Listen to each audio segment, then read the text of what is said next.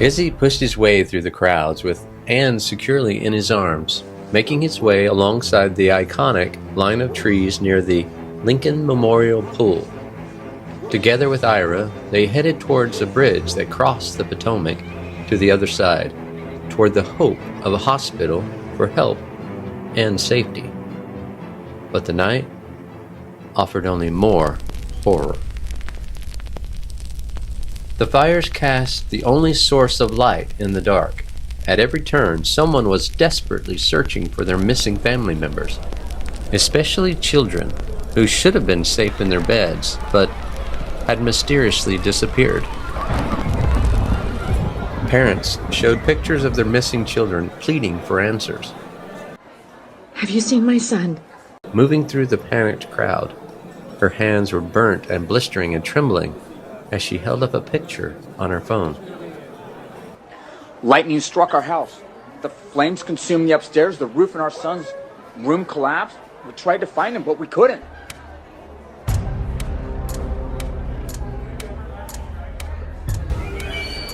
Desperation filled the mother's voice.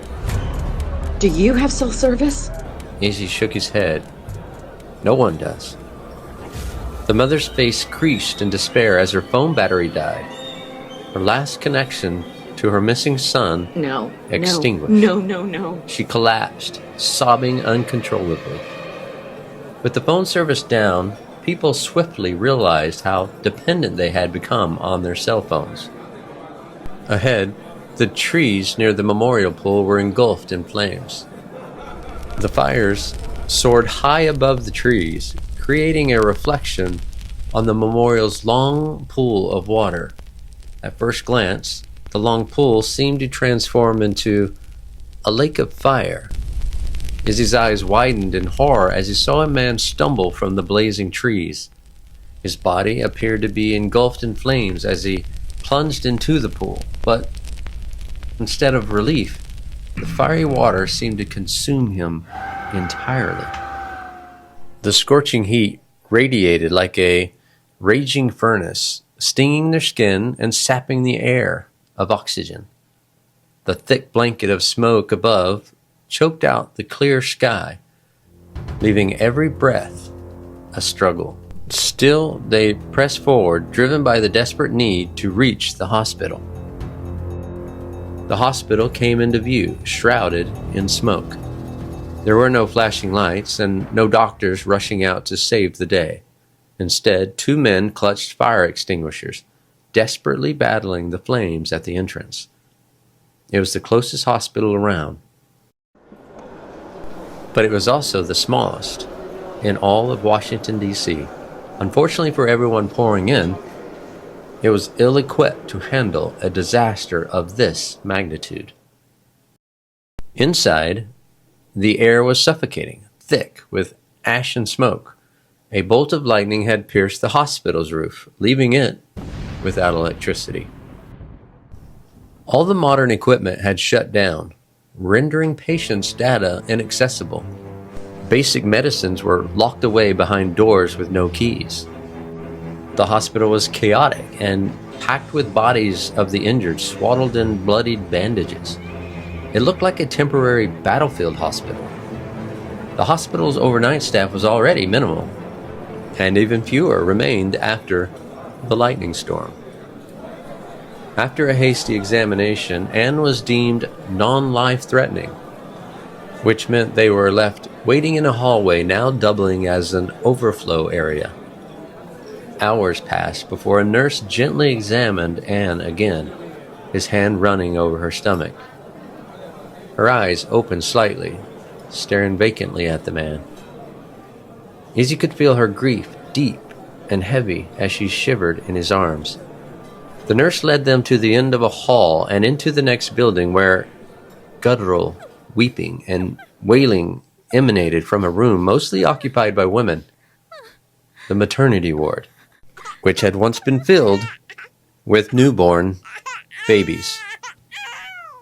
Women sat in stunned silence or collapsed in anguish, their newborns vanished without a trace. The full extent of the helplessness and terror was on display as a woman with long red hair took her fingernails and dug them into her face. She started screaming someone's name. From across the hall, a man, her husband, entered the room. His eyes were bloodshot and filled with tears, and his face was black from the smoke. Do something! What else can I do? She's not there. It's like she just disappeared. The husband moved closer to his wife, wrapping his arms around her. She fought him off, burst from the room, and crossed the hall into the nursery.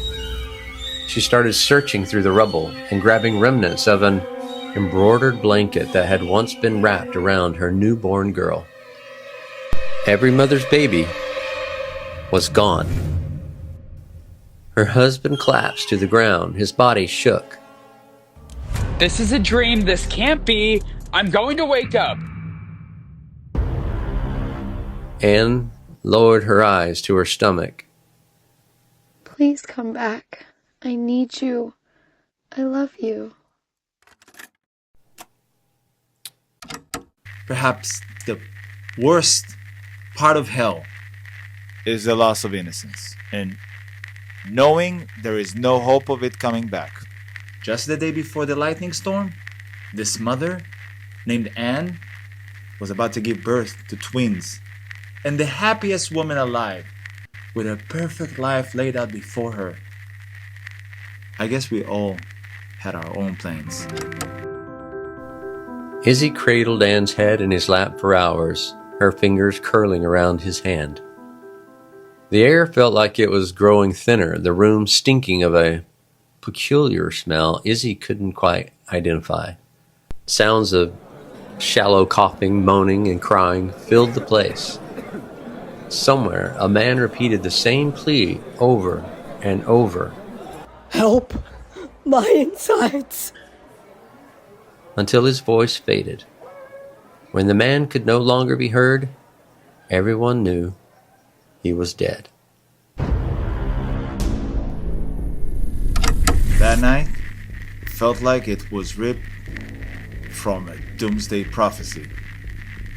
I don't know if I'm meant to survive this, but if you're hearing this, then there is something you must know.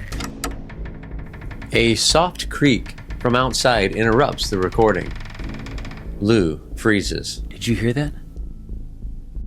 Grace stares at Lou as he inches toward the window, peering out through a small crack in the curtain. It's just the wind, Lou. Hiding out in an abandoned farmhouse, paranoia has become second nature. The memories of the fire still burn in Lou's mind, the blaze that consumed his church.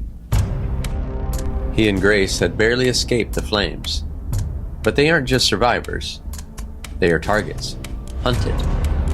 And with each passing day, their fear grows sharper.